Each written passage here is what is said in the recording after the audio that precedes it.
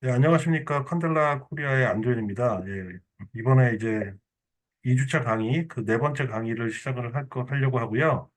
예, 오늘 강의를 위해서는 되게 이제 저명하신 분이신데, 이제 닥터 파스칼 세네랄트 님이 교수이시자 현재 이제 저희 컨델라의 코파운더 중에 한 분이십니다. 그래서 오늘 이제 닥터 세네랄트 님이 그 광양자 컴퓨터에 대해서 그 반도체 부분부터 시작해가지고 그 라이소스에 관련된 부분까지 강의를 해주실 거고요. 이후에는 이제 저희 다른 박사님께서 또 후속 강의를 한 시간 더 진행해 주실 예정입니다. 그러면은 그 닥터 파스칼 세나르트님의 강의를 시작을 하도록 하겠습니다. Dr. Pascal, thank you for coming in and giving us a lecture. I think you may start with your slide. Okay, Thank you. thank you for the introduction. You hear me well, right? Yes, I can hear you well. Okay, so this 1 hour lecture will be about the fabrication of the important physical hardware that you need to build an optical quantum computer, which are single photon sources, quantum light sources. And everything we do at Quandela is done with semiconductor technology. You see that in this presentation, I am talking not specifically from Quandela. I am a professor at the Center for Nanoscience and Nanotechnology in CNRS and University Paris-Saclay. It's a joint laboratory between the two institutions. And you see here the pictures of our new building where we have a 2,000 square meter clean room. So just a few words about me. I did my studies at at École Polytechnique, and then a doctor of in physics at University Paris 6 in quantum physics. I've been a permanent researcher at CNRS since 2002, senior researcher, directrice de recherche since 2011, professor at École Polytechnique since 2014, and we co-founded Quandela in 2017, and I am a scientific advisor for the company. My specialty is optics in solid-state systems, and in the next part of my talk, you will see that I'm using all the tools we have at our disposal to craft the matter at the micro and the nano scale. So you see here part of our machines in our very big clean room. It's the biggest academic clean room in France, dedicated to 3-5 and silicon semiconductors. And as we will see, we use all these tools to fabricate artificial systems that are useful for quantum light generation and manipulation. So specifically in my group, we have been developing for 20 years devices that you can see here, which are very similar to the one you have in a standard LEDs or integrated lasers, to fabricate micro and nano objects to generate single photons with quantum dots and collect them with cavities. And with this kind of textbook systems, we study the generation of manipulation of single and entangled photons.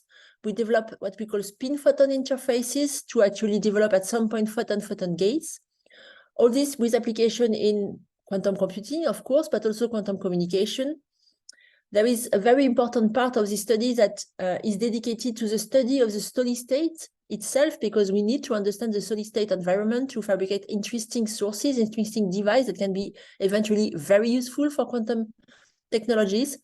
And we are also interested in the energetic aspects of the physics we study, like recent works on quantum thermodynamics, see how much it costs to generate the photons, for instance.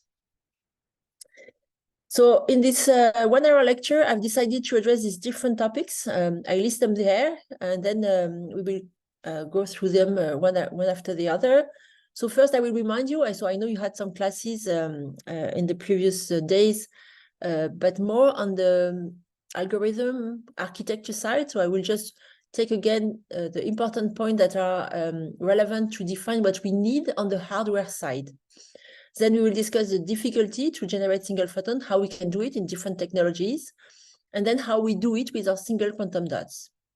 A very important figure of merit of these sources are what we call the indistinguishability, which is actually the quantum purity of the state, but it is really, really linked to the quantum purity of the state. And we will see how to do that. And then further on, we will discuss how to go to even more efficient devices and untangled photon sources. I am not sure we'll be able to go through the last point. If we have time, I would like to discuss with you, because I know there is a lot of single photon development in academic lab in Korea. And I want to discuss a very practical aspect, which is the interference of imperfect single photon sources, which is actually more tricky than we thought in the first place.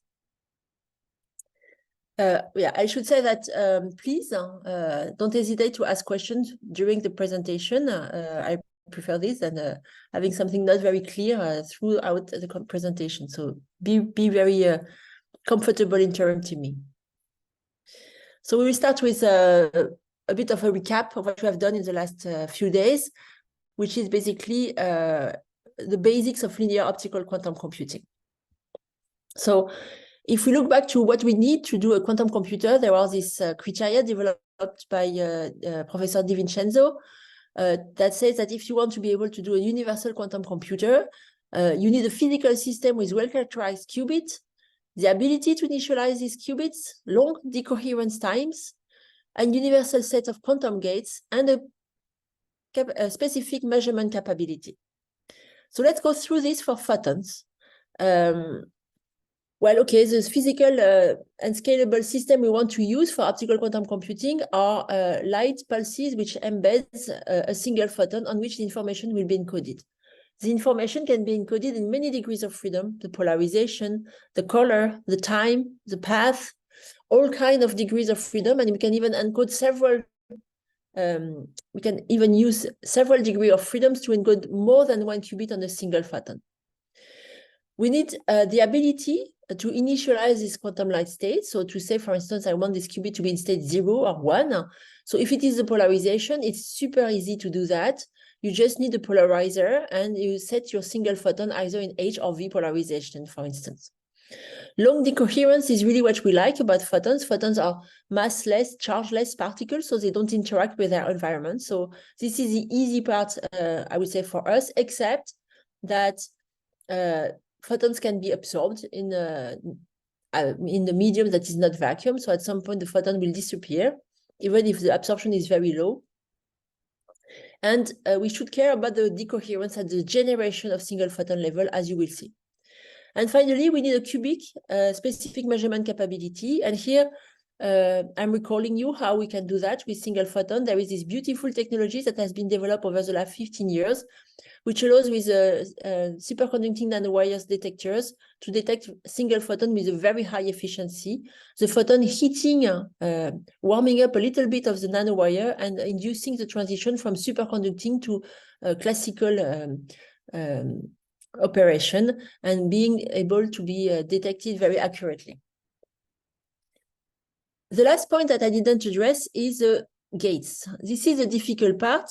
At least for the photon gate. For the single qubit gate, it's very easy. Again, if single photons, if we use single photons to encode the information on polarization or path, single qubit gate will mean that we want to go to from let's say H to V, and this I can do, for instance, using just a wave plate.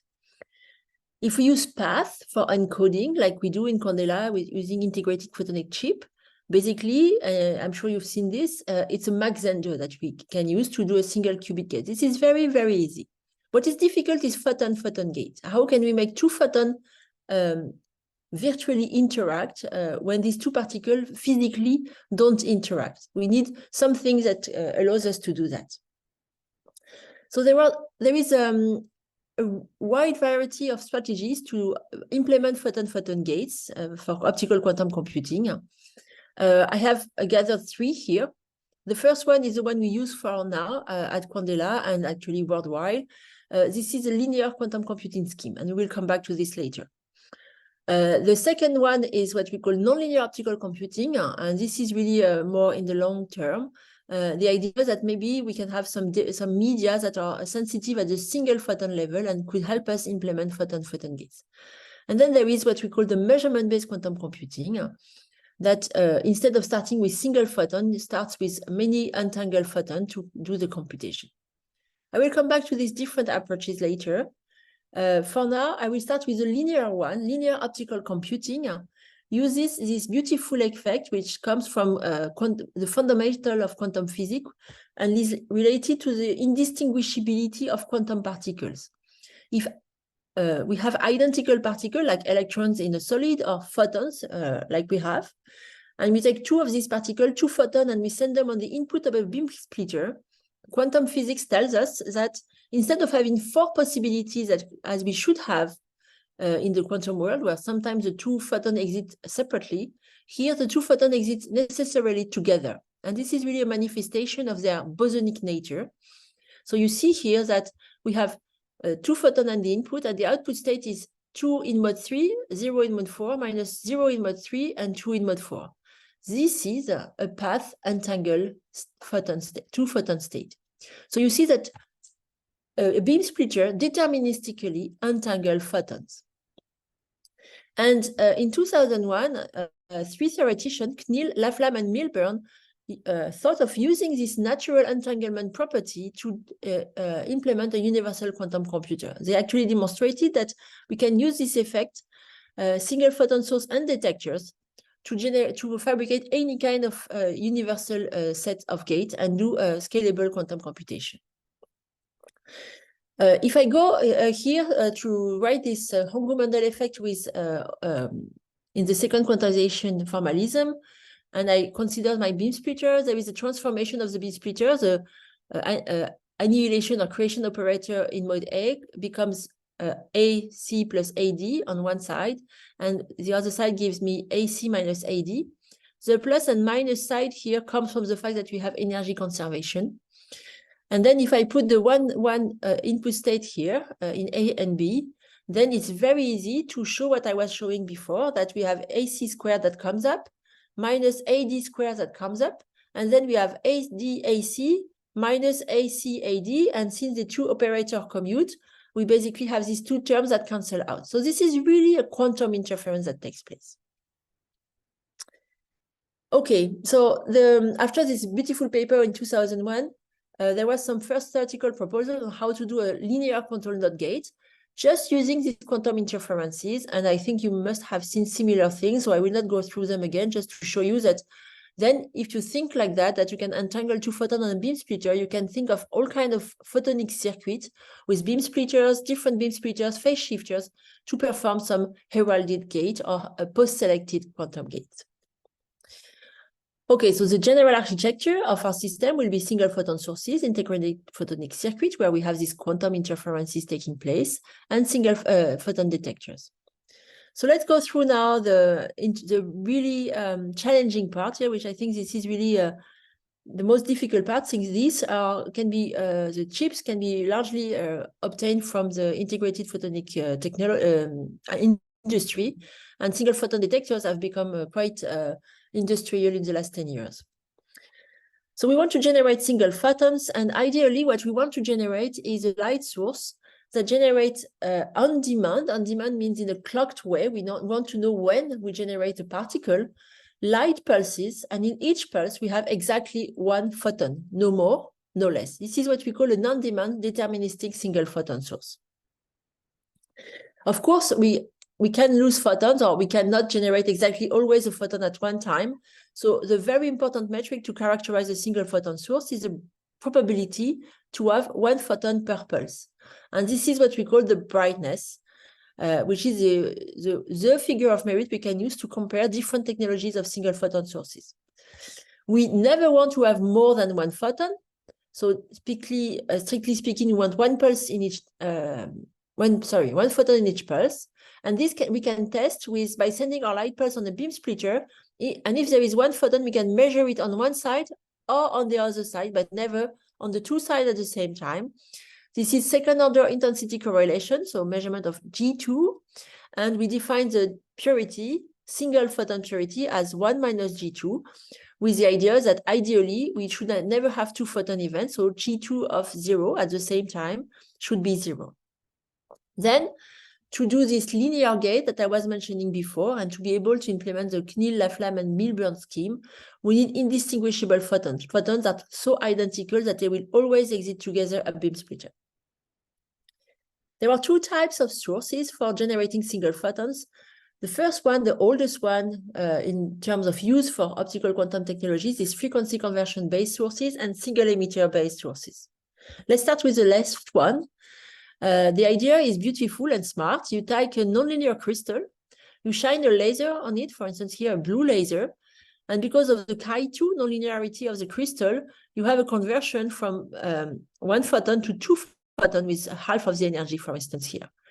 If you look at the state you generate at low pump power, basically you generate most of the time nothing. So the conversion is not always happening, of course. You need to have a large enough power and nonlinearity to do that.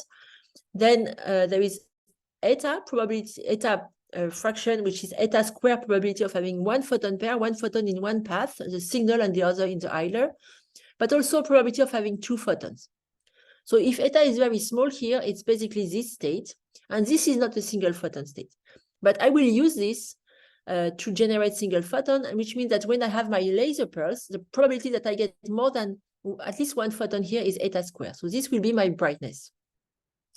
To make a single photon source out of it, I just need to put a detector on one side. Since I generate photon in pairs, I can use one of the photon to say, I have generated the photon to the other path, and herald, announce the presence of the photon. So if I do that, if I have a click here, I know that my state was not in the vacuum state. There was at least 1 or 2 photons, which means that when I've measured the photon here, on the other side here, the state can be rewritten as like this, where it's mostly a 1 photon state plus a tiny bit of eta 2 photon state.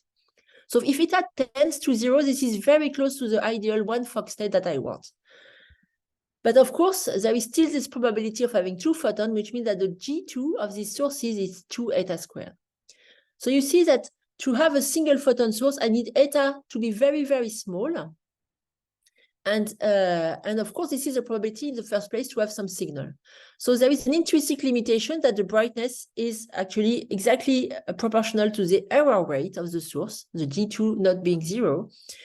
But it's still very attractive because the sources are quite easy to fabricate. They operate at room temperature, etc. So there is a solution around that, which has been adopted by different groups, which is to fabricate many of these sources. Each of them will fire a photon very rarely, but if you take many of them, you can deal with it. So this is actually the roadmap of PsiQuantum that I just illustrate here. A solution is to fabricate many sources, say n sources. Each of them will have a probability maybe less of 1% of firing a photon. But if you have a detector for each of them that tells you which one has fired, then you just need to fabricate the n times 1 photon router to obtain the photon at the end. So typically, oh, there is a typo here. It's not micrometer, it's millimeter. These sources are about 100 micron size, the source sees themselves. Then you need for each source a detector with a very high detection efficiency, very low dead time. And then you need to fabricate this n to 1 photon router. And I don't know how they do that. So this is a first approach, which is very ambitious and based on a heavy integration of all the components in very large numbers to fabricate the single photon source we need. The other approach is using what we have known for 40 years almost now, that in nature there is a single photon source, which is a 2-level system. If we shine a laser on a 2-level system, it will only emit a photon at a time. And this was evidenced back in the 80s, for instance, by Philippe Grangier and Alain Spey, who just got the Nobel Prize last year for his work. So we can see why it's the case. If we write the light-matter interaction Hamiltonian, you have the Hamiltonian of the atom, the Hamiltonian of the electromagnetic field in the second quantization, and the interaction Hamiltonian between the atom and the electromagnetic field is basically in the first order something that is linear in A and A dagger. So we can only absorb or emit 1 photon at a time. So worldwide, there is a very large activities on fabricating such atoms, either with real atom and optical tweezers, or in a solid-state system like semiconductor quantum dots, defects in diamond, carbon nanotube, 2D material, molecules, etc., etc. And the list definitely of groups I'm citing here is definitely not exhaustive. Still, there is a problem, because if you take just a two-level system that emit indeed the photon will be emitted in all directions of space. This is really a point emitter. So if we think, for instance, of quantum dots, where they are in a semiconductor medium with high refractive index, then there is a lot of photons that will be reflected inside the substrate by total internal reflection. So if you calculate the fraction of emission that gets out of the semiconductor, it's actually very small, of the order of few percent, not even few percent, below 1% with numerical aperture, reasonable numerical aperture. So we need to do something about that to collect the photon. And the thing we can do is actually to exploit the field of cavity quantum electrodynamics, to put our two-level system in a cavity that confines light around the quantum emitter.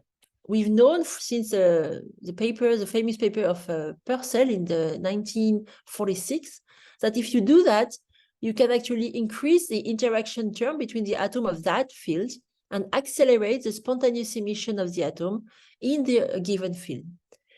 And if you do that, then it means that your atom can still emit light in some other directions here, but it will emit much faster in the mode that you want, where you want to collect the photon, with a fraction Fp over at least Fp plus 1, at most Fp plus 1. Which means that if you accelerate, let's say by a factor of 5 or 10, your spontaneous emission, you can collect 80–90% of the photon in the given direction. In the formalism picture, this situation can be described as your quantum emitter being coupled to a discrete confined mode, which is itself, because the cavity is not perfect, coupled to the mode of the electromagnetic field, of the free environment. And effectively, what you can do is actually diagonalize the field, the red part of this picture here, all the optical modes, and actually consider that your emitter is coupled to a continuum of mode with a modified density of state that allows for acceleration of spontaneous emission. In this picture, the Pascale factor is given by something which is Q over V, with some lambda squared and over n terms, Q being the quality factor of the cavity and V being the effective volume of the cavity. And this is a maximal acceleration of spontaneous emission you can get, because you need your emitter to be exactly at the maximum of the electromagnetic field. So if R is the position of the quantum dot, you need it to be at the maximum position of the field. And you need the quantum dot to be exactly resonant with the cavity mode here. Otherwise, your Pascale effect will be effectively lower. Okay, so let's now turn to our single photon source based on quantum dots. We use the tools of semiconductor growth in an ultra-high vacuum chamber, where we can grow, for instance, here, gallium, indium, and arsenide, and we heat the bare material to have the atom evaporated and stick to the substrate here. And then we can open the shutters to grow either gallium arsenide, or if I close this one and open this one, indium arsenide. It was shown in the 80s in France, actually in the laboratoire of France Télécom, by Jean-Michel Gérard, Jean-Marie Moison, and Jean-Yves Marzin, that if you grow indium arsenide and gallium arsenide, these two materials have different lattice parameters. And then the top one being having a larger lattice parameter, when you try to grow one on top of each other, there is a strain that is stored in the system to try to conform to the host material. And at some point, there is too much strain, and there is, if you do things properly, elastic relaxation that gives you some nano lenses here. So these were observed here through AFM in 85. And then over the years, it was understood that you can consider them as artificial atoms. And you can discrete energy level in this system with for electrons and holes. And because there is a strong Coulomb interaction between having one electron hole pair in the system or two electron hole pair, these two situations are different. And so if you consider just one wavelength, you have a two-level system that emits single photon. And this was first shown by Michler et al. In Science in 2000 in the US. Then you need a cavity to collect the photon, and you have many options for that. You can take photonic crystal cavities, micropillar cavities, open cavities, bull's-eyes cavities. And I will discuss only the one we study, which is micropillar cavity. We use the technique of growth to grow Bragg mirrors, interferential mirrors, by alternating layers of gallium arsenide and aluminum arsenide.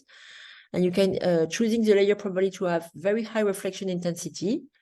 And then we use this kind of layers to fabricate two mirrors that surround the cavity. So this confine light vertically, as shown by this blue profile. And then we etch in the other direction. And the other direction, you see you have something like a similar to an optical fiber with a high refractive index that confines within the center of the pillar. So then we need to put a dot in it. And there is a big challenge here because dots have random spatial and spectral position. So how can we do that? So you can fabricate devices without knowing where the dots are and try to find the dots sometimes. But what we have developed in Quandela is a technique, not in Quandela actually, this was done at CNRS. We have developed a technique that allows to measure the quantum dot position. So we grow the mirrors, we grow the quantum dots, they have different spatial position and wavelengths. Then we grow the second mirror.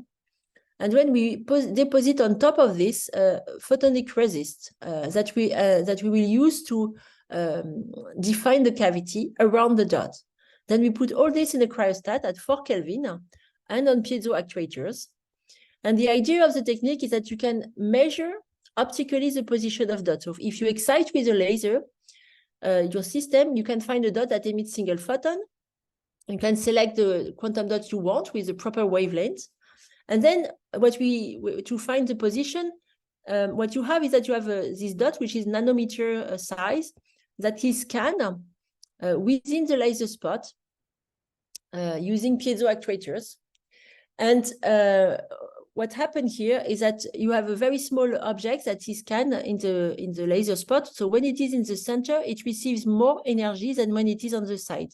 So actually, if you plot the emission, it's also higher in the center than on the side. So you have this kind of map that allows you actually to define where the dot was exactly in the center, because this is where it emitted more photon. And you can do that with a nanometric scale accuracy. So then what we do is that after we know when the dot is exactly at the center of the ray laser spot, we switch on a green laser that allows to define a hole in the resist centered on the dot. And this hole in the resist will later on be used to etch the pillar exactly centered on the quantum dot.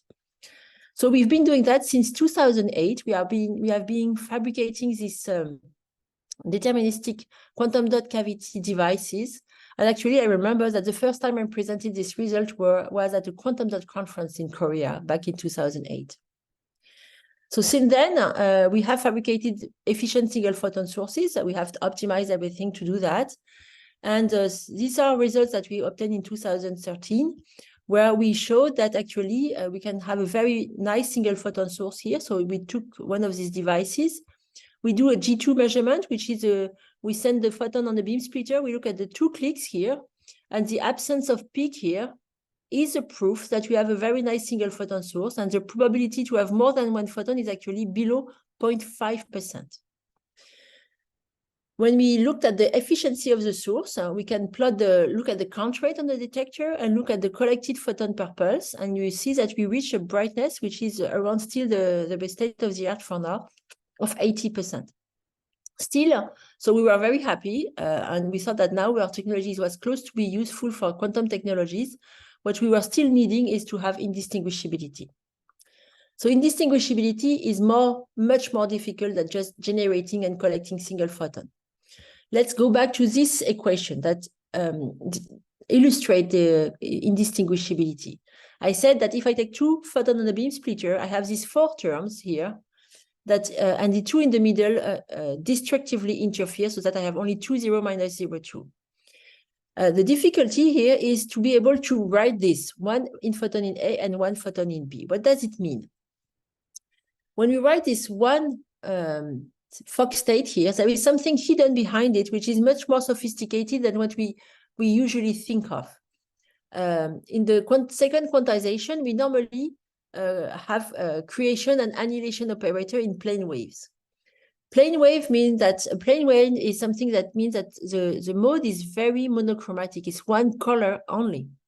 So if I want to have a light pulse made of single photon, my state is actually a sum over these different frequencies with complex coefficient and a total population of 1. So a single photon state is this kind of state. And this state is a pure quantum state. So if this is a pure quantum state, I can create a creation operator here, which is actually defined as the normal creation operator A dagger that we know, and the C coefficient here. And this new operator, because of this normalization and the fact that there is a population of 1, actually follows there is a typo here, it's the commutator of B and B dagger equal 1. So I can actually describe my one photon Fock state here as B dagger on vacuum. Why am I saying all this?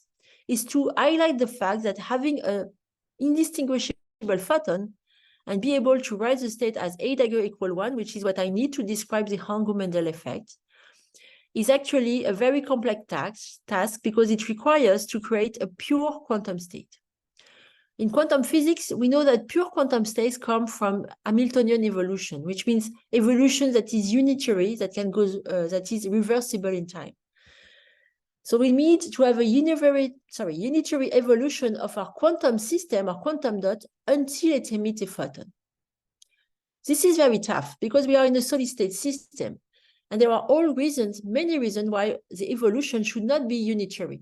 It's not unitary as soon as it interacts with the environment. For instance, if there are phonons, an interaction with the vibration of the crystals, we have non-unitary evolution. If there is electrical noise, again, we don't have unitary evolution. And if we are using carrier relaxation from one state to another, again, we don't have unitary evolution. So to have indistinguishable photons, what we need is to get rid of all this noise as much as possible. So the first way to reduce some noise is to have to reduce the charge noise. Charge noise is something like you can make your system as poor as you want. There is always some traps, and in these traps, some carriers will be fluctuating.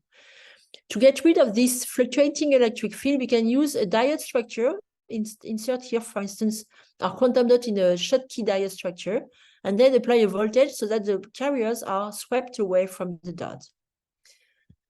And this is why we changed our technology here to have contact applied on our devices. So we kept our micropillar here with a dot in it, but we found a way to apply the voltage here without masking the output of the cavity. So it became this wheel-shaped structure that you have seen for all our devices.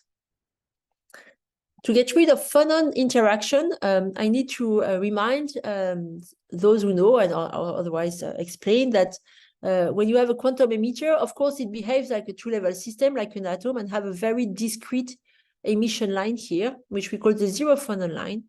But the emitter can also emit a photon while emitting a phonon, an acoustic vibration, or absorbing one. And so part of the emission is emitting in this very broad band, what we call the phonon sideband. This is not too bad in quantum dots. It is only 10% of the emission at 4 Kelvin. But we found out that if we put this in the cavity, so we have the dot resonant with the cavity structure, what happens is that we effectively accelerate the emission in this zero phonon line at the expense of the phonon sideband. And effectively, the net result is that we strongly suppress here, it's a log scale here, the probability that the photons are emitting at the wrong energy in the phonon sideband. And we could show that actually, thanks to this, we can strongly suppress the phonon dephasing. And this is what we have measured experimentally. Here you see the spectrum that we have in cavities where there is almost no phonon sideband, and the one we would have had if it was not in the cavity here, where we would have much more phonon sideband. And the last part is this use of the relaxation of carriers. The easiest way to pump quantum dots is to do non-resonant excitation. For instance, use a green laser, create high energy electron holes that will go to the ground state and emit a photon. We don't want this, because if we do this, the time here where the electron and holes scatter to the ground state, we don't control it. So we don't control the rise time of the photon wave packet, which means that it can always be different. So we cannot do that. We need to use a scheme where we control the time it takes to go to the excited state. And for instance, this was pioneered, well, actually it was pioneered in France, but there was beautiful work also in China, in the group of Chen Wei-Pan, where they used a coherent control like for atoms with a pulse laser between ground and excited state. And when we gathered all these possibilities, suppressing the phonon, suppressing the charge noise, using resonant excitation, in 2016, with Nicolo Somaschi, our CEO, and Valerian Gis, our CTO, we managed to have 2 photons impinging on the beam splitter and show that they actually exit together, which is seen here by the fact that we have no double click between this detector and that detector. The peak here at 0 delay is completely suppressed, which showed an indistinguishability above 99%. And with that, we have a new generation of single photon sources, where the efficiency of the source is plotted here in log scale. The indistinguishability is the source is here in the bottom scale, and the ideal source is at 1 on each side, so here in the upper right corner. Heralded sources are stuck here with very high distinguishability as long as you keep a brightness very low.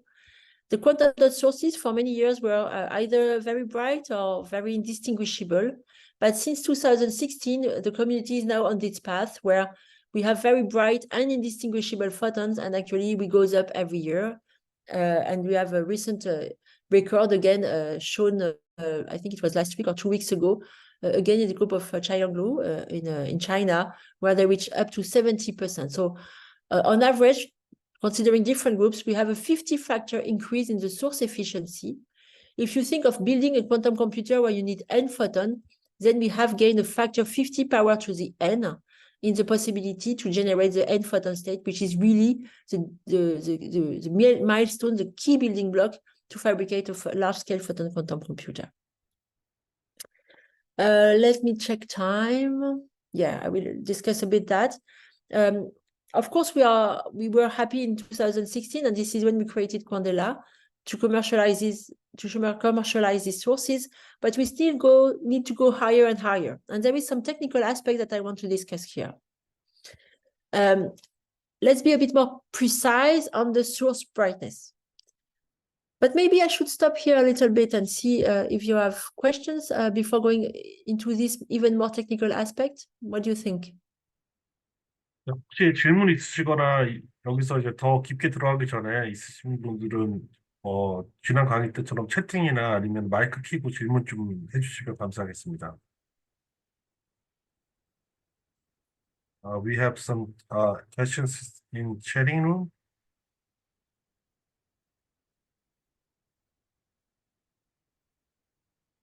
In the chat. Yes, in the chat room. No, there is no isotope problem in here. It's not like silicon. No. In silicon, you have, of course, it's very important to have no doping, etc. I don't think we are very careful about isotope in this system here. No, not for gallium arsenide.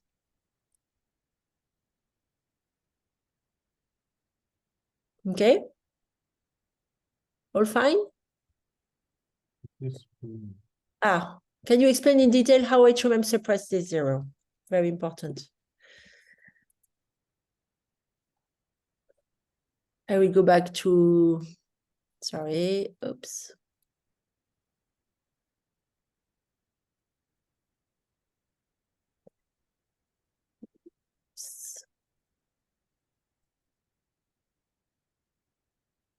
It's here, right? It's not it doesn't suppress the 0, 0 state. You have 2 photons. So you have 2 photons on the input here on the beam splitter, one photon in A, 1 photon in B. Okay. So I have a creation operator, A dagger A on the vacuum and A dagger B on vacuum. Now I transform A dagger A through my beam splitter. So A dagger A becomes A dagger C plus A dagger D over square root over 2 here. Same with A dagger B, but this time it's A dagger C minus A dagger D over 2. Sorry, okay. You want to see why it's 0 in the coincidence card?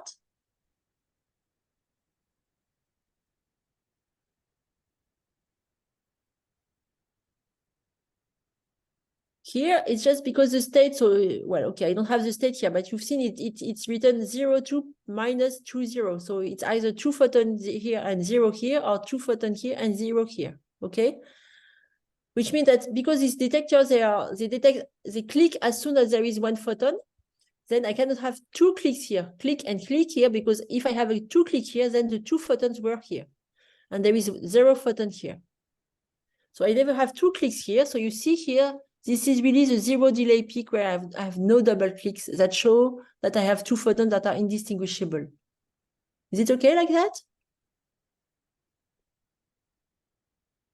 답이 되셨나요?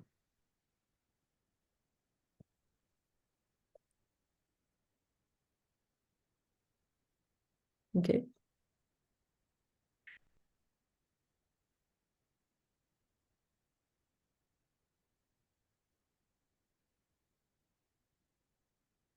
Okay, I'm interested in knowing whether it's possible to create quantum using phosphide or nitride material as well. Yes, of course, you can do with gallium nitride or so if you there is a lot of work which has been done with gallium nitride. You can do gallium nitride quantum dots. So the first works I know I've been dealing with wavelengths which are more in the UV. UV is really not a good idea for quantum technologies because it's too high energy. So then there is absorption everywhere. With phosphide, you can also have indium, gallium arsenide, indium phosphide quantum dots. I think this is a more interesting path because you can go there with telecom wavelength for quantum dots. But they have been done. With indium phosphide, there is beautiful work done in Germany in the group of Peter Mischler, for instance, in Stuttgart, where they have nice telecom wavelength quantum dots. Thank you.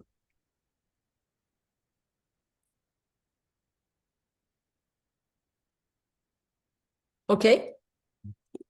So maybe I continue. I will skip one part. I want to go to something else. Let me check. I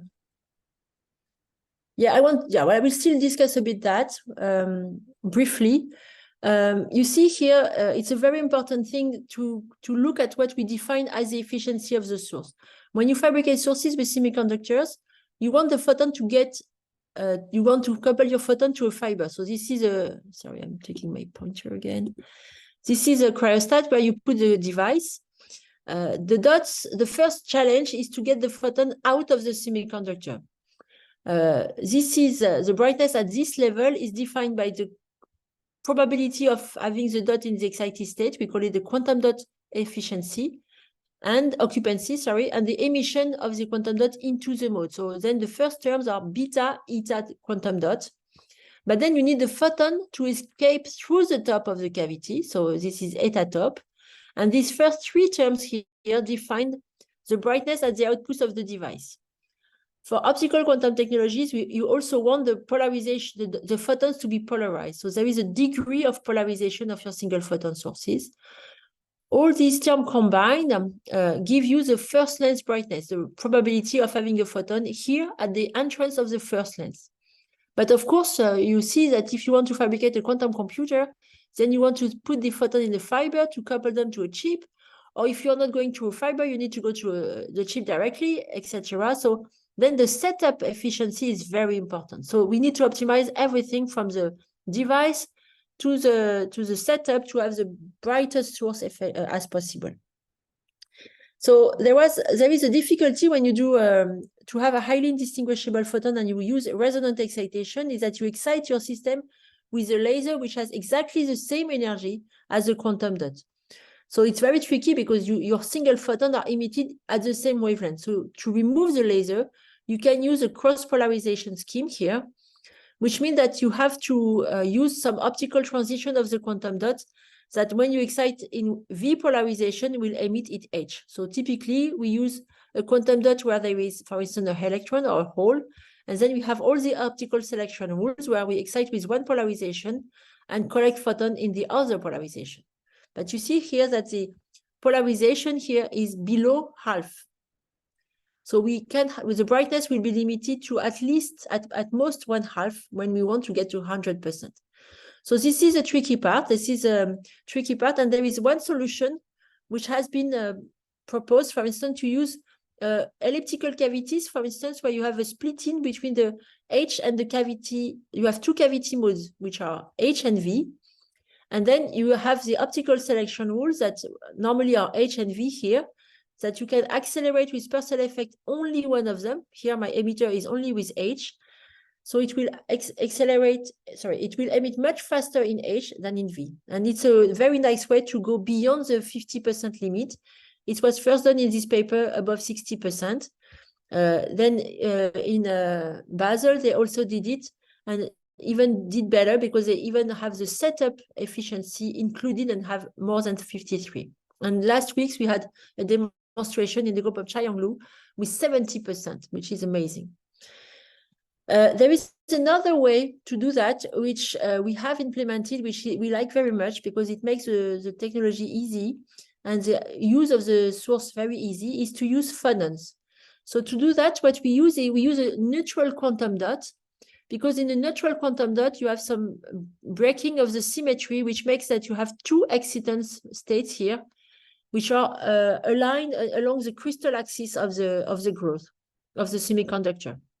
And you excite from the ground to the excited state, and you have two linearly polarized transitions. So you have very linear polarization naturally.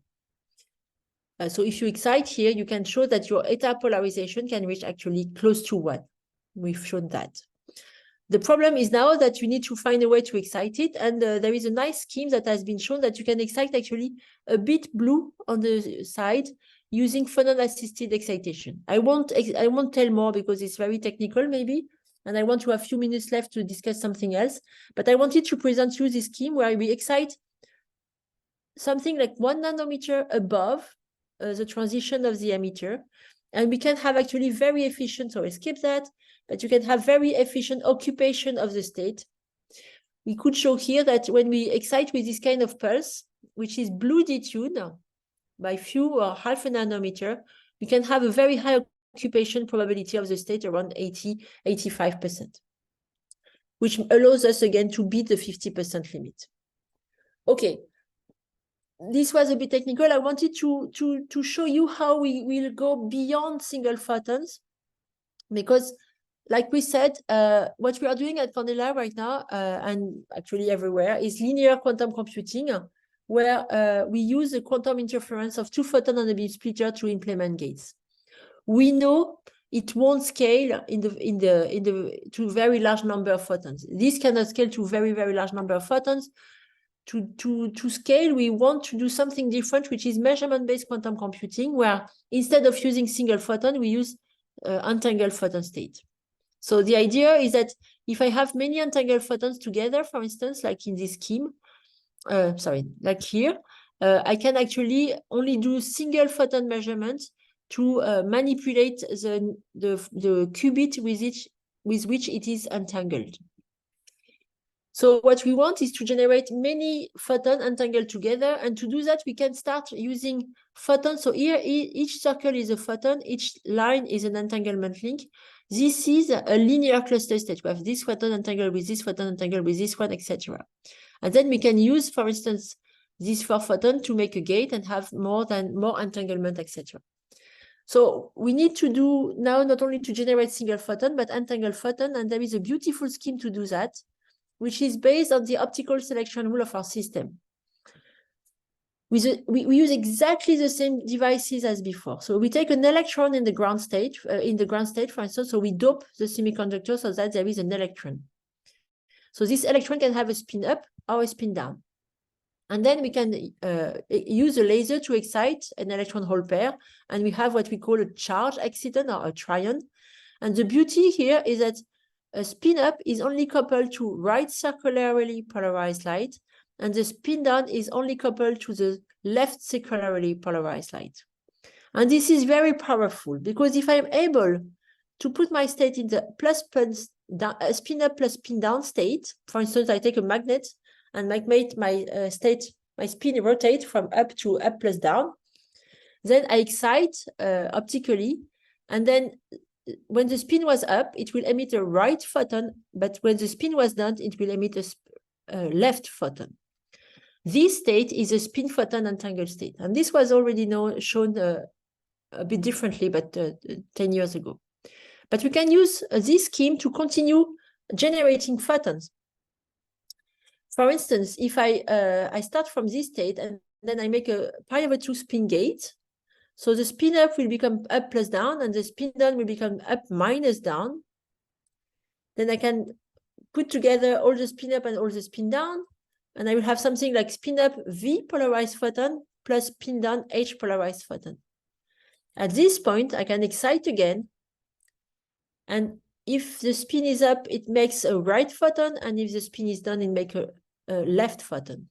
And this is a spin photon entangled state. The kind of state is linear cluster state. And you see that I can, on paper, continue. I can do another gate, and I can do another excitation. I can have many photons entangled with one spin. So this is really what we want, and that we will exploit to generate many entangled photons to do measurement-based quantum computing. So we did that for the first time last year with exactly the same device as before, except that now there is an electron in one of these. And then we have to be very careful to take a cavity that is not doesn't have a big polarization splitting, because we will create photons that are entangled in polarization. And then we have this scheme where we have different pulse to excite the dot. So first we have a first pulse that allows us to initialize the spins in the hub state. Then we have a small magnetic field that makes the spin process and arrive here at the spin up plus spin down state. And this is when we excite a second time. And then we let the spin process again, and we excite a third time to measure entanglement. If I chose properly the delay to have another pi/2 rotation of my spin, I create this state that I was mentioning before. So we did all these measurements just to show you. For example, we do, to measure the entangled state, we do correlation within the first photon that measures the spin in up, the second photon that measures the spin in V, and the third photon in R. And you see that there is a correlation where photon V2 is linked to photon V3, R3, which means actually where the spin was up. So there is this high probability of having the spin up and V2 photon, and the same spin down with H2 photon. So this shows this measurement, and this next one shows actually that we have entanglement between the spin and the photon with a fidelity above 65%. Then we did something which is quite beautiful. You can actually look at the polarization of the second photon when you measure the spin up at the beginning and spin up at the end, but the spin precesses. And you see actually the polarization of the second photon here that actually reflect the precession of the spin. And if you do the opposite, spin up and then spin down at the end, you have the blue curve that shows that, again, the spin processing. And this measurement actually are only possible because we have spin photon entanglement. And from this, we could measure a fidelity of the spin photon entangled state above 60%. We could check that the photons are still indistinguishable. So we have, again, this Hongo-Mendel interference. Without going into all the details, wanted just to tell you that because we could collect the photon, it's not the record collection, it was only 18%, but still it's high. And it was the first time it was actually ever done, and we had the highest spin photon entanglement rate, or spin photon entanglement rate, higher than any other system by a factor of 1,000 or 100. So this is a good start to start playing with entangled photons instead of single photons to do quantum computation. And we will push further this technology. And the first thing we need to do is to increase the spin coherence time. Okay, I think I will stop here because this last part is probably too technical. I just want to go back to the outline here, maybe to have the last 5 minutes for you to ask questions of what I've presented. I've listed the topics here if you want, that you can ask more questions. Okay, thank you very much for your great lecture, Professor Senellart가. So 더 질문 있으시면 더 추가적으로 질문해 주시고요. 예, 뭐 채팅으로 해주셔도 되고 마이크 켜고 해주셔도 됩니다. 편한 방식으로 해주십시오.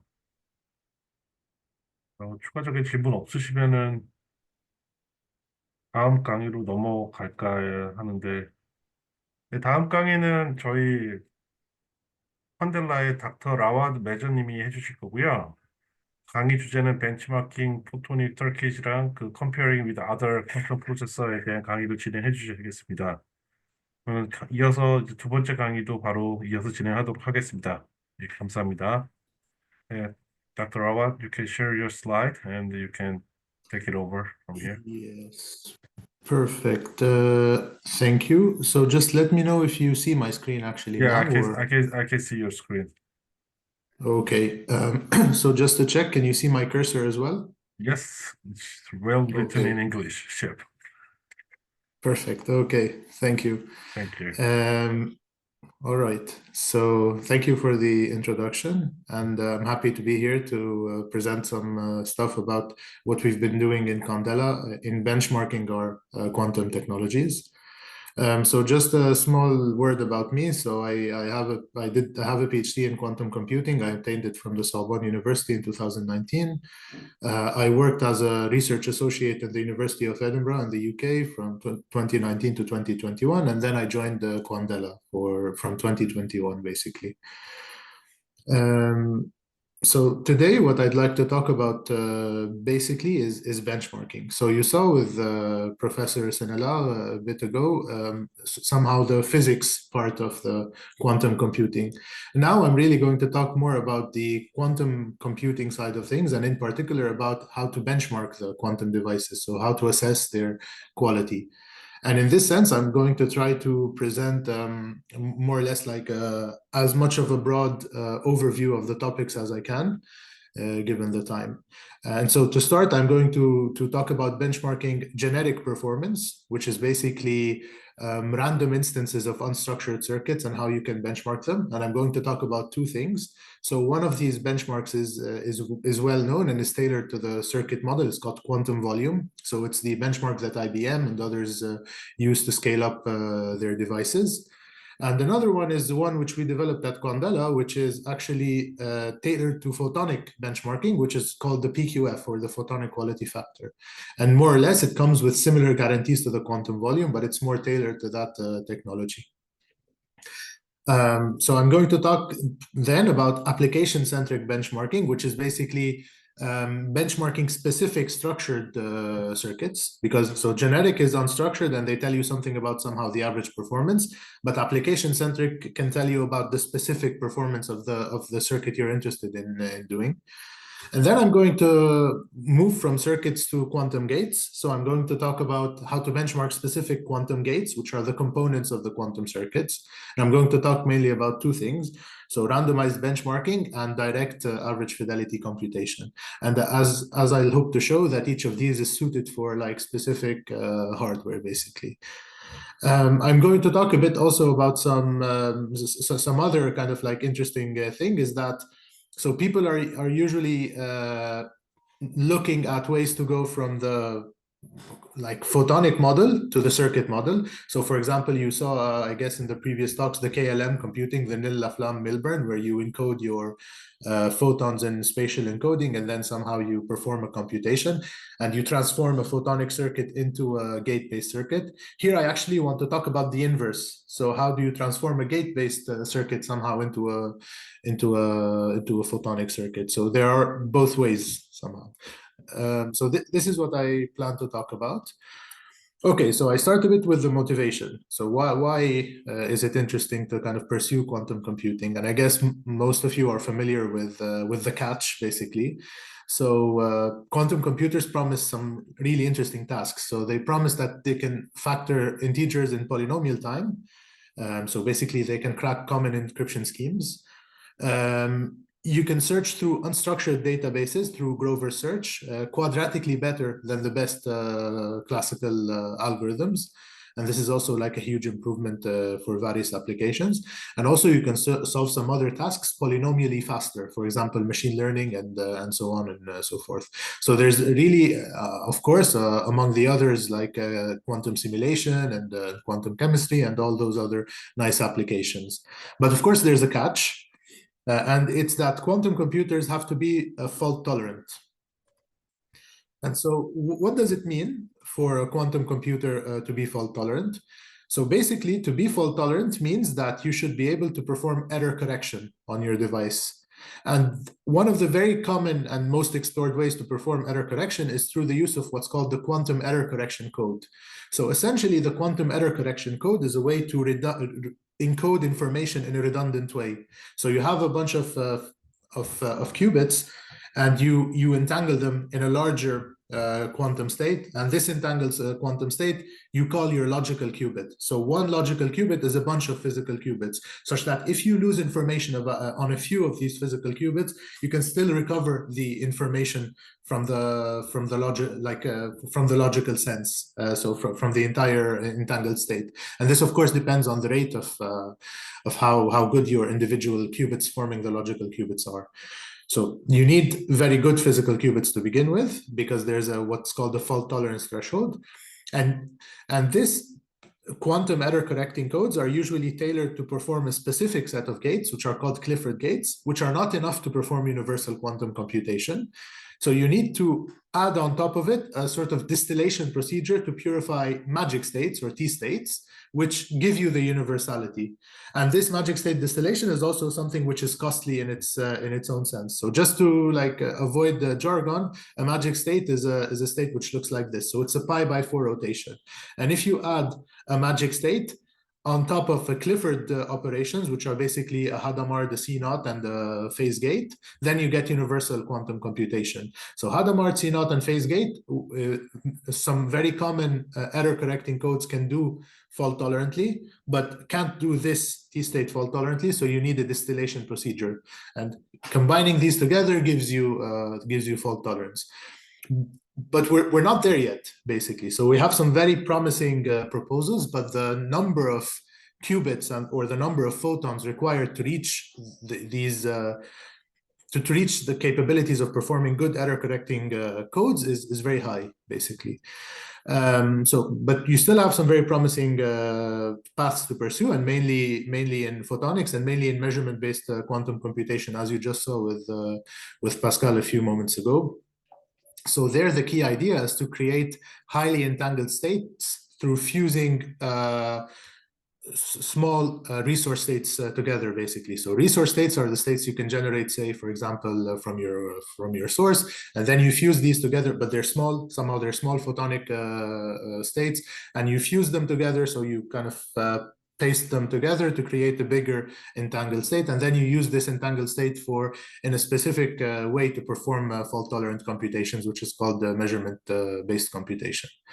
So, but as I said, so we haven't reached that point, and actually it's not the main focus of my presentation today.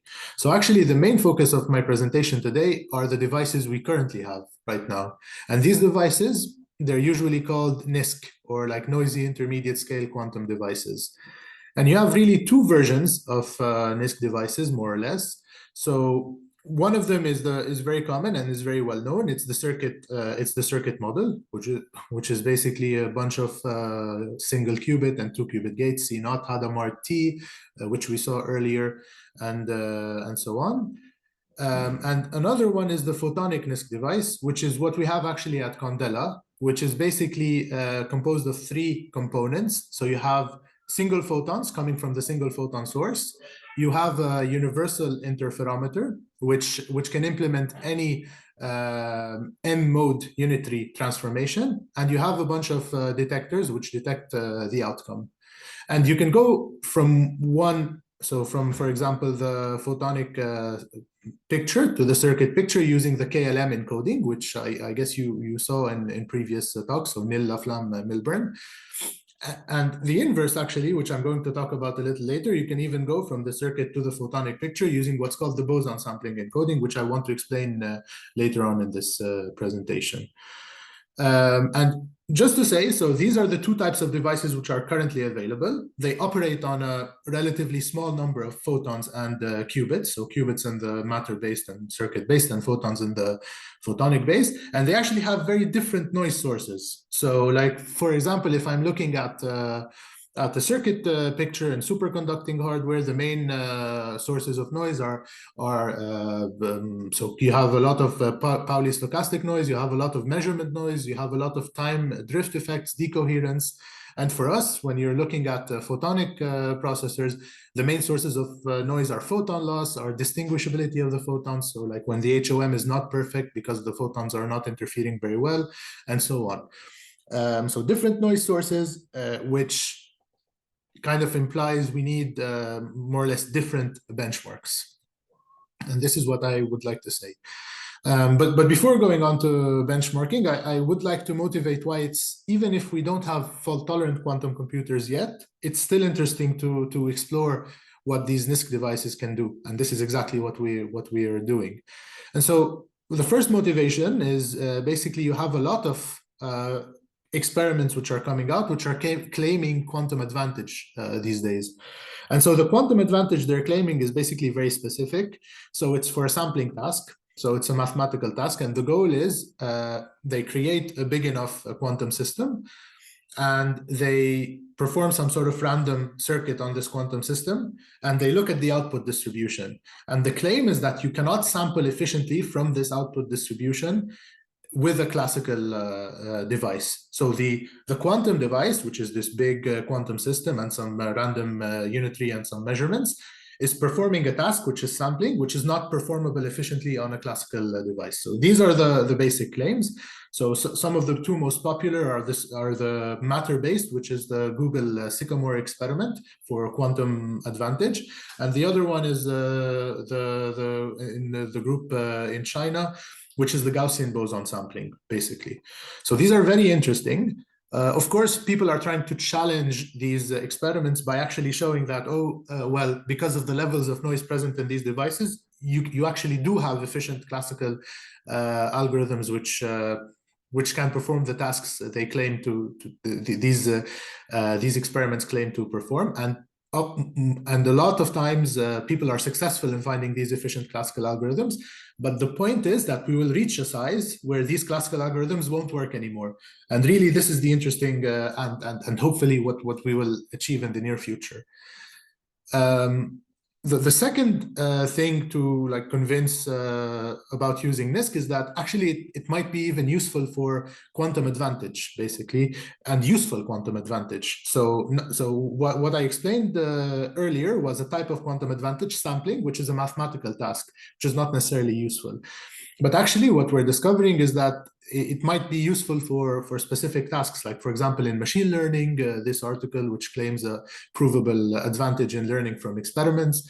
And also here, this paper of the evidence of the utility before fault tolerance also explores a set of circuits which might actually perform something useful and give you a quantum advantage.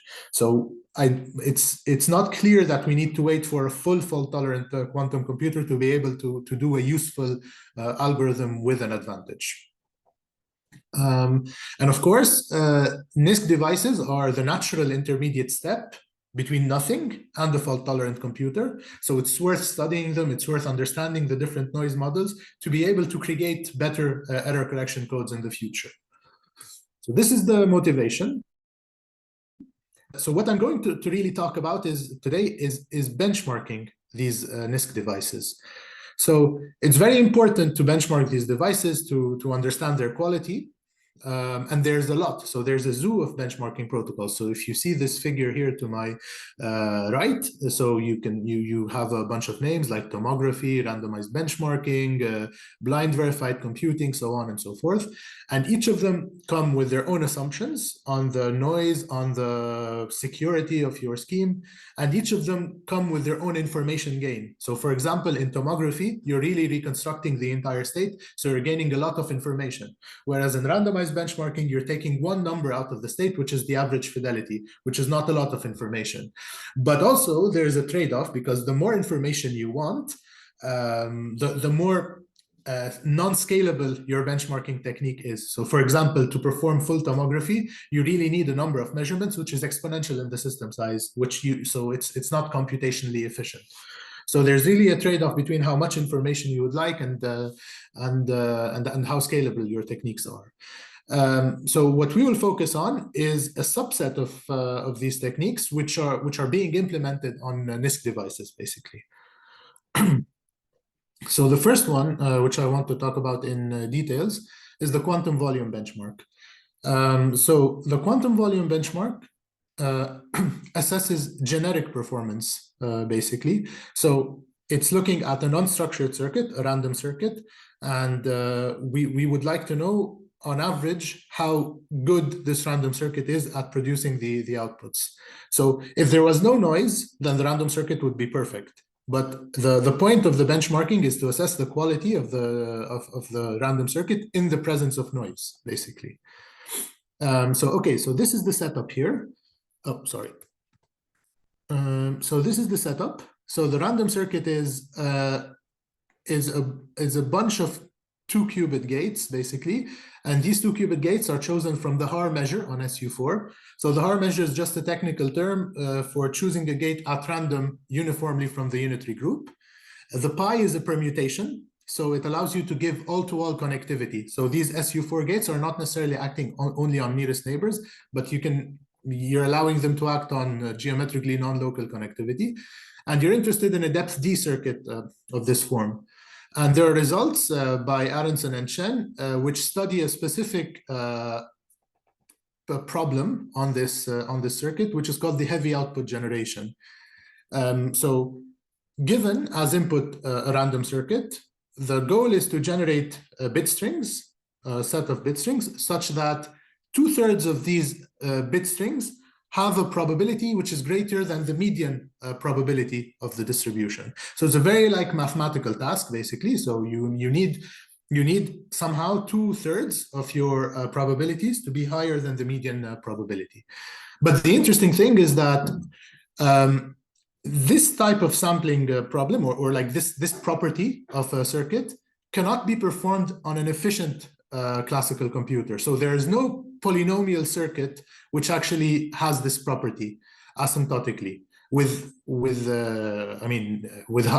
very strong evidence, basically. So it's complexity theory, so it's not necessarily a very watertight proof, but it's very strong evidence. And so the idea of the quantum volume is to test if this property is or is not satisfied, because if it is satisfied, then even in the presence of noise, your device is doing something which is quantum, which is non-classical, because no efficient classical circuit can actually do what this quantum device is doing. So indeed, so the idea is, well, basically we want to test for this heavy output generation. So the algorithm is as follows. So I define my individual output as, so if this entire implementation is a unitary U, then my output is something like XU O squared. And my heavy, my set of heavy outputs is my set of bit strings, such that the probability of the bit string is greater than the median. So I compute this classically. So I compute the ideal unitary, and I compute its heavy output set classically. So even if it takes exponential time, but this is what I do. So I brute force compute it classically, and then I run my noisy quantum device with my compiled unitary, and I test how many of my samples are actually heavy output generated. And if for a fixed depth D and over an average of many unitaries, I get that it is heavy output distributed, I keep on increasing the depth D, and I keep on increasing the number of inputs. And quantum volume is more or less the largest input size and the largest depth for which the heavy output generation holds, basically. So if I reach a point, a certain depth, where this property of heavy output is no longer verified, then the first point at which it's no longer verified is the quantum volume, basically. So I will stop here just to see if there's any questions before I move on. 혹시 여기까지 질문 있으신 분들은 편하게 채팅방이나 마이크 켜고 질문 부탁드립니다.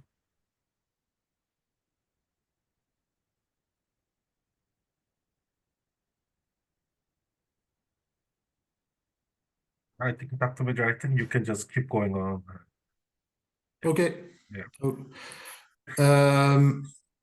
No problem. So okay, so this is the test, and so as I said, so the quantum volume is somehow. So first of all, it's a task defined for quantum circuits, and so it's not very natural for like photonic circuits. And the reason is because these generic circuits are different than boson sampling circuits, which are the circuits which are the circuits, the photons, which are basically generic instances of photonic circuits. So you can even provably show that the output distributions of the random quantum circuits for qubits are different than the boson sampling distribution. And of course, the encoding of KLM, so to transform the quantum, so the photonic quantum circuit onto a random qubit circuit is costly. So you saw, for example, that implementing an entangling gate is probabilistic and so on. So you need a lot of resources to do that. And it's also not tailored to the noise sources affecting the NISQ devices. So for example, in the matter-based qubit picture, there's no notion of photon loss, for example, or no notion of distinguishability. So we really need benchmarks which target this.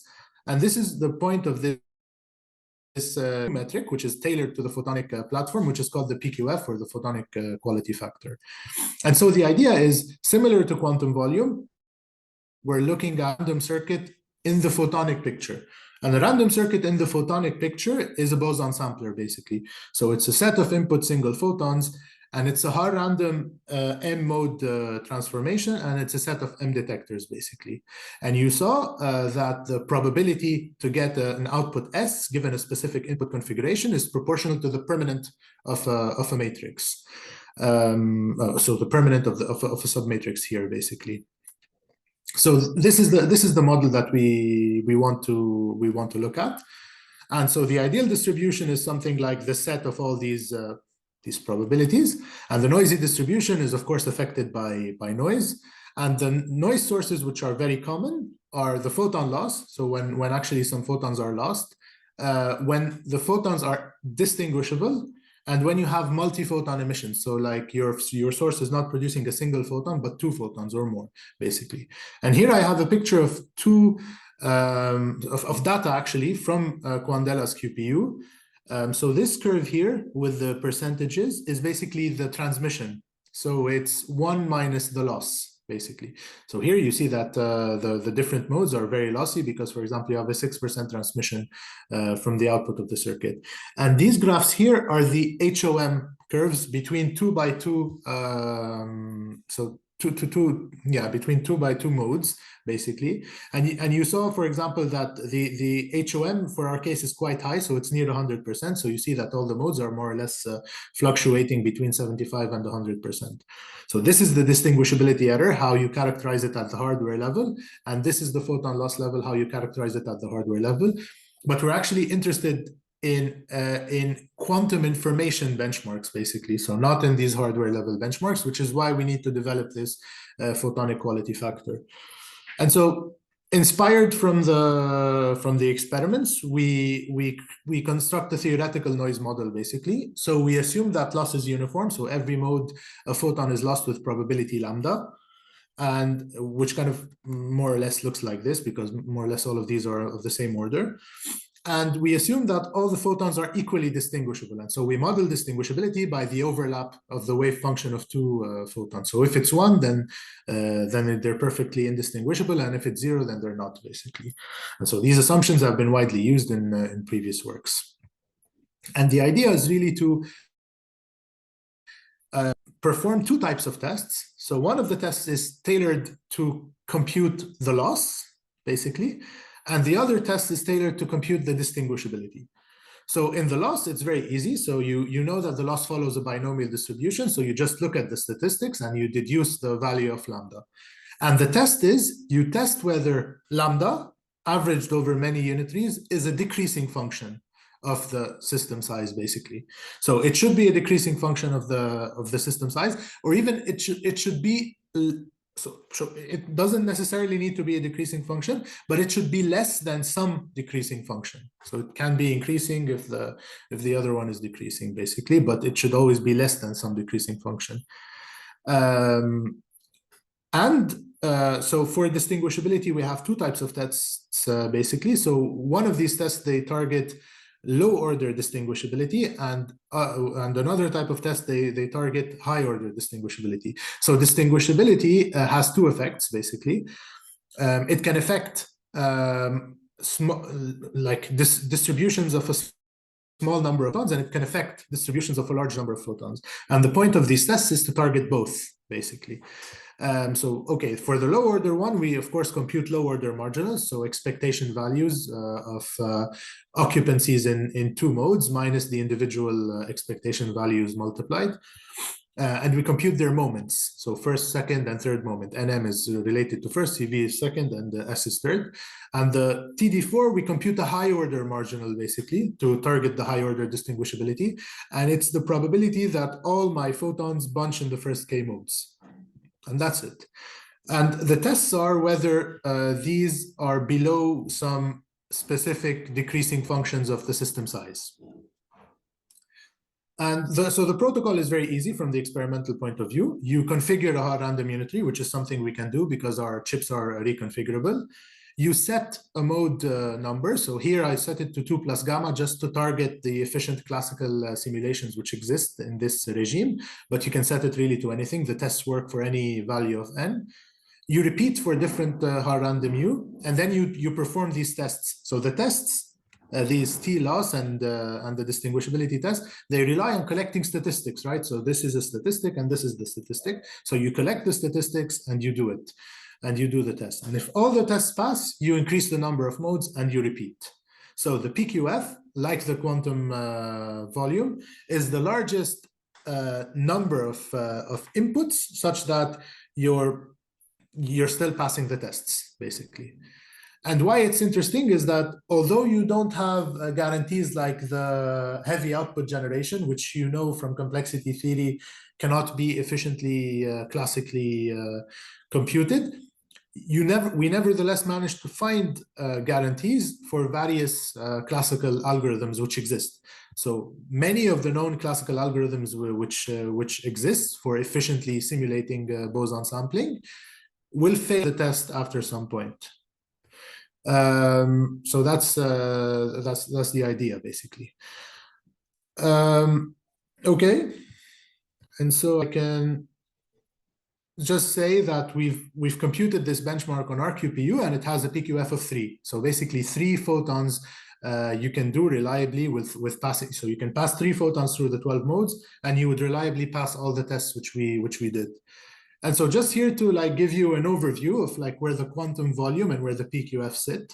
So when looking at these benchmarks, basically, you have 4 basic pillars. So whether they give you guarantees. So for example, an example of the guarantee is that no efficient classical algorithm can spoof it, for example, in the heavy output generation, or a guarantee like this, where like we benchmark against the existing and we show that you can't do it. They assess genetic performance, so they're unstructured circuits, they're random circuits, or they're application-centric, so they're structured circuits. And another one which is interesting is that they're hardware agnostic, so they can be applied on all hardware. So the interesting thing about quantum volume is that it comes with guarantees, it assesses the genetic performance, and it's hardware agnostic, but it's not application-centric because the circuit is random, basically. So the PQF, as it is right now, gives you guarantees and assesses genetic performance, but it's tailored to photonics. So it's not hardware agnostic, but I think we can make it hardware agnostic by using some results, and I won't comment more about this. And also, but there's an important factor is the scalability. So the quantum volume is non-scalable because you need to classically compute the heavy set, which involves really beforehand doing an ideal quantum computation on a classical device, which is costly. For the PQF, you just need to collect statistics. So you know what the expectation values are analytically. So you just need to collect statistics. So it's scalable, which is interesting. So now I'm going to go on to another type of benchmark, which is not a generic benchmark. So generic, as I said, you use random circuits and you're assessing the performance on average. But these don't necessarily, so if you have a good average performance, it doesn't necessarily mean that for a structured circuit, you have a good performance, so for a specific circuit. And so now the focus is on some application-centric benchmark. And the main goal is that you focus on a specific application and you want to know how this noisy device performs this application. So one example is what's called the Atos Q-score. And the idea is you're solving max cut using a specific quantum algorithm, which I'll explain, the QAOA, on a quantum device. So this is the idea of the Q-score. And so I'll go into detail about what I mean now. So max cut is a specific problem, which is why the benchmark is application-centric, because it's focused on a specific application. So what is max cut? So first of all, I begin by defining a graph. So the graph has n vertices and m edges. And the goal is to find a partitioning of the graph, so a division of the vertices into two subsets of vertices, such that the number of, and if I do that, then I define the induced subgraph, which are the things in black here. So this is an induced subgraph, and this is an induced subgraph. And all the edges outside the induced subgraph, so these red edges, are what's called the cut. And the goal of max cut is to find a partitioning, so a set of black points, such that the number of red edges is maximum. So this is basically max cut. So the number of edges which are outside the induced subgraph should be maximum. And you can phrase it, the interesting thing is that you can phrase it as some sort of optimization problem. So you optimize this specific edge function here. So Z represents a specific partitioning, and sum from alpha is equal to 1 to m of C alpha Z is a sum of these, is a sum of these quantities C alpha Z, where the C alpha Z is equal to 1 if the edge alpha is a red edge, and it's equal to 0 if the edge alpha is a black edge, basically. So we know in the worst case that this problem is very hard, so it's NP complete. And so the best hope is that a quantum device can find an approximation, because a quantum device cannot solve efficiently an NP complete problem. And so one such approximation was developed by Faria and Goldstone, and it's called the QAOA, so the Quantum Approximate Optimization Algorithm. And so what's the idea? The idea is you start with a uniform superposition of bit strings, and each bit string represents a specific partitioning. So you note that the total number of possible partitioning is 2 to the power n, which is why you have like a superposition of n bit strings, because the total number is 2 to the power n. And then you transform this CZ into an operator, a Z operator, and you apply this unitary here with a tunable, which is basically the exponential of this alpha, with a tunable parameter which is gamma. And in order to like induce denseness inside the unitary group, so to be able to explore as much unitaries as possible, you add another unitary operator, which is this B, which is the sum of x's. So Z and X give you some sort of universal exploration of the unitary group, and also beta is a controlled parameter. And this is really the QAOA algorithm. So you apply this UC with a given gamma 1, and then after it you apply this UB with a given beta 1, and this is a depth 1 QAOA. And you can apply it P times, and it would be called a depth P QAOA. And you're allowed at each P to vary beta and gamma, basically. And your goal, of course, is to find the expectation value of C, right? And the goal is to maximize it, because the solution, if you remember, is a maximization problem. And so you can do this maximization by a sort of variational quantum algorithm approach.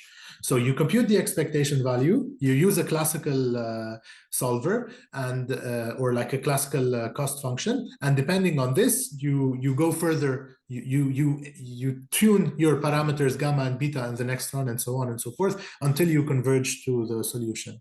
And so the interesting thing is that they showed that if you allow your number of layers to be infinite, then you solve the max cut, basically.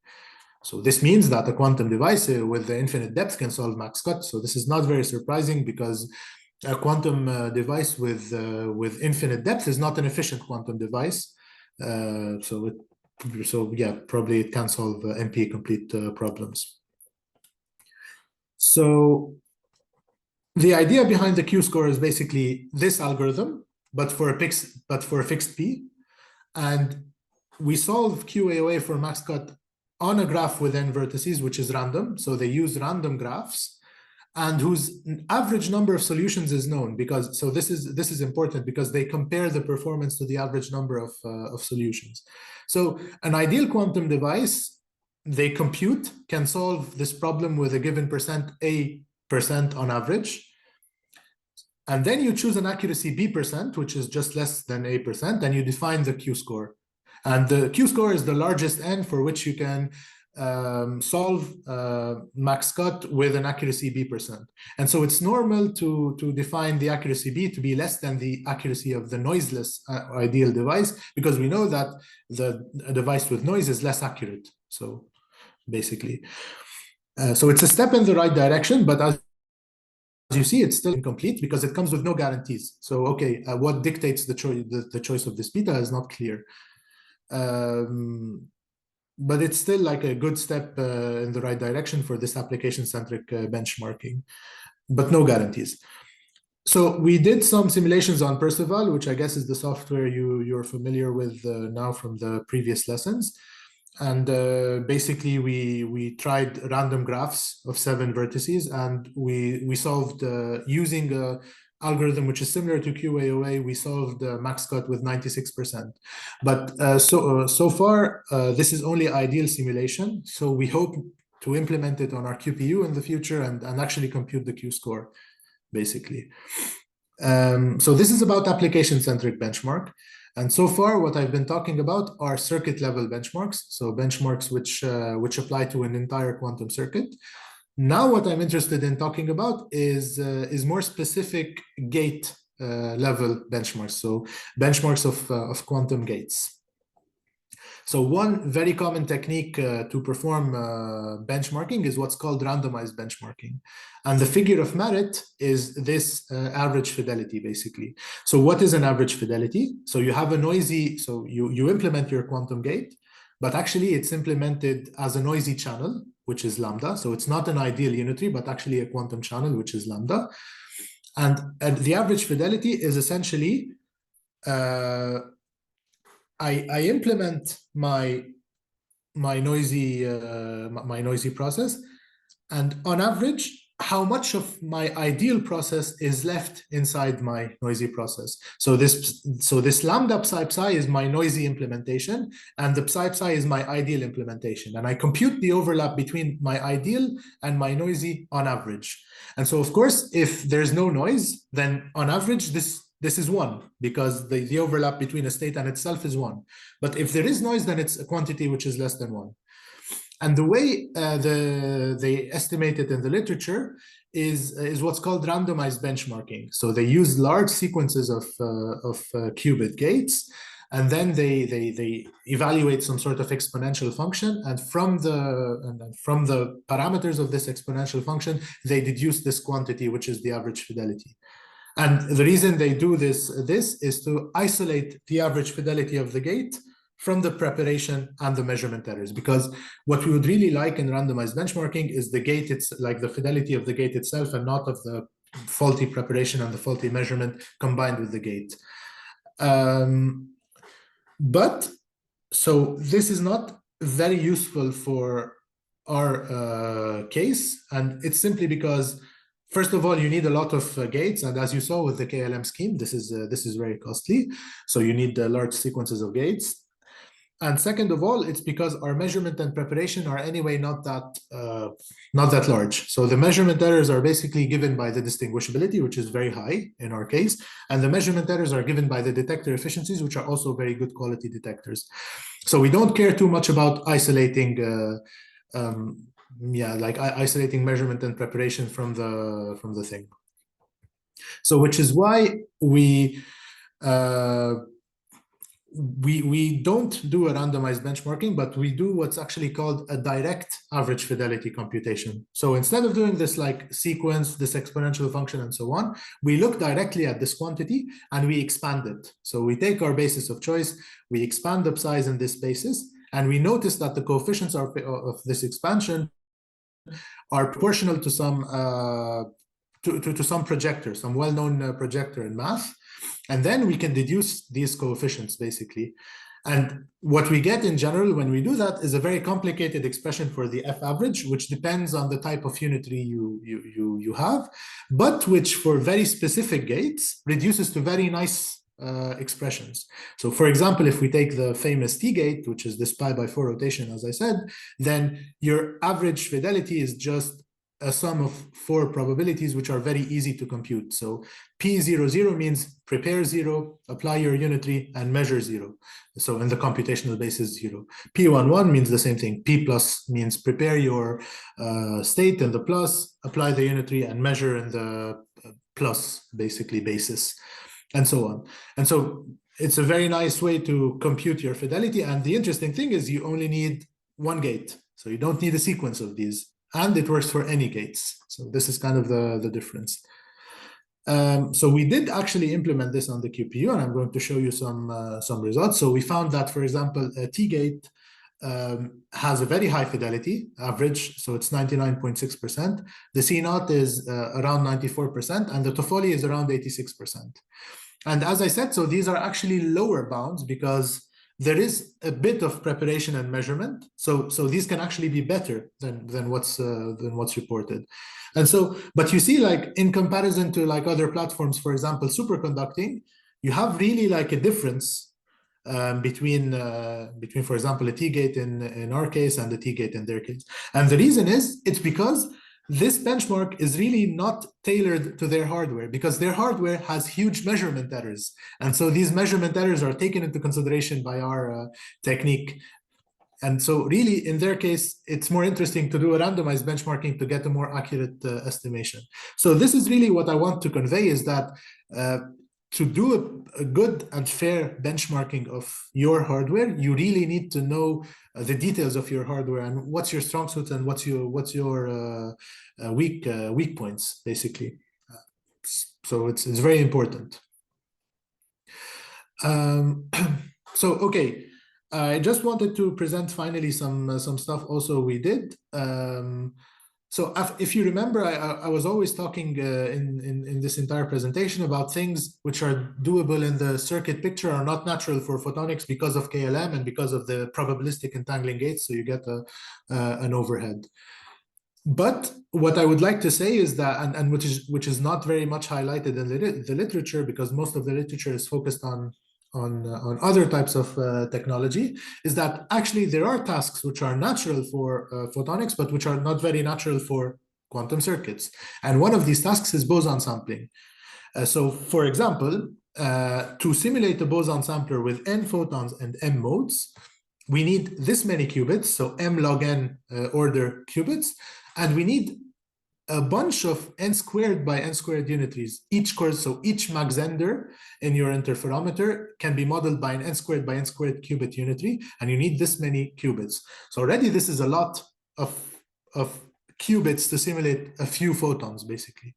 So there are, of course, more economical translations than this kind of naive one, but still we expect them to be more or less very, very like similar and not very natural. And so, okay, just to give you an example of why this is interesting. So you saw the HOM effect earlier. So the input is 1 photon in each mode. The output, so the circuit is just a 50-50 beam splitter, and the output is one of two, like either 2 go here or 2 go here. So these are the 2 possible outputs.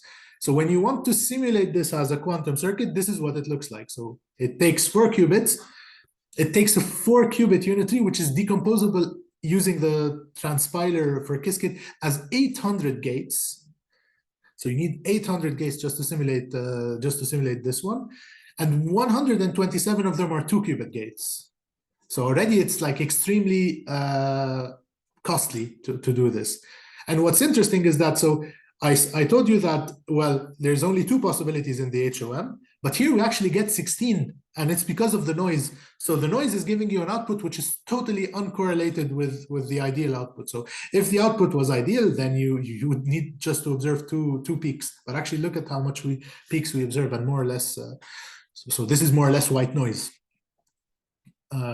So this is kind of just to highlight that the other way around is also true. Okay, before I end, I just want to say a few words about this, about a nice potential platform which might be interesting to some of you. So it's called Metric, and it's basically a platform where people share and test benchmarks. So, for example, many of the benchmarks I talked about here are already found on Metric, and people have tested them. So, for example, this is a test for quantum volume for different in different number of years, submitted by different companies on different quantum hardware. So it's really interesting, and it's really interactive because the community is using it basically. And so there are many quantum information benchmarks like the ones I've been talking about in this talk, but there are also many hardware benchmarks like coherence time, HOM, photon loss. So there's a distinction, as I said, between benchmarks which are relevant for quantum information and benchmarks which are relevant for the hardware. And really both these benchmarks are found there, basically.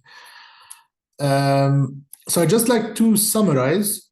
So you have many types of benchmarks for the quantum hardwares. Each of them comes with their own guarantees, with their own information gain, and with their own problems of scalability. Some benchmarks test generic performance, other test performance for specific applications like the ones we saw. And other ones are tailored to look at specific quantum gates. And some of them are natural for some hardware, but not for others. And some of them are, and it goes somehow both ways. So the idea is really, when you want to benchmark your quantum hardware, you really need to understand the main sources of noise in this hardware, and what's a fair way to assess them. And this is basically what I wanted to present today. And thank you very much for listening. Okay, thank you very much, Dr. Major. Let me just ask to audiences if they have any further questions. Oh yes, there is one. Can you check the chatting room? Could you explain why we use PQF? Oh, sorry. Yes. Yes. So okay. So we use the PQF for NISC because it's a scalable benchmark, and specifically we use it for photonic NISC because it's tailored for the natural errors which happen there.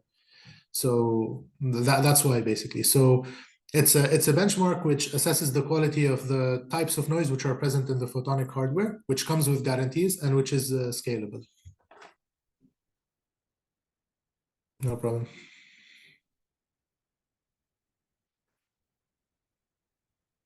Yes, there is. So I can share with you with Jean. Maybe I can give it to Jean, and he can circulate. So the paper on the PQF. Yes, there is a published one. So there's a version of it on the archive, and now we're working on actually getting it published in a physics journal.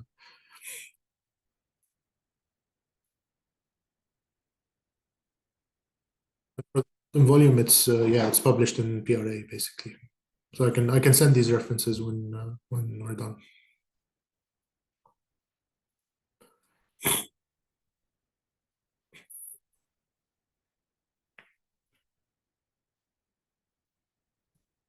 예, 추가 질문 없으신가요? 네, 추가 질문 없으시면은 오늘 강의는 여기서 마칠까 하고요. There's one. Thank you for your presentation. Yes, some of them are. Yeah. So some of the, like for example, quantum volume, yes, like it's a very standard benchmark, and a lot of people are using it. And the interesting thing about Metric is that it's a very comprehensive list of benchmarks. So I think most of them which are being tested, so most of the testable ones are there, basically. What's the link to the Google Forms? No, that's for the survey for the 2 audiences, so you don't have to consider. Oh, okay. Okay, Yes. thank you, John.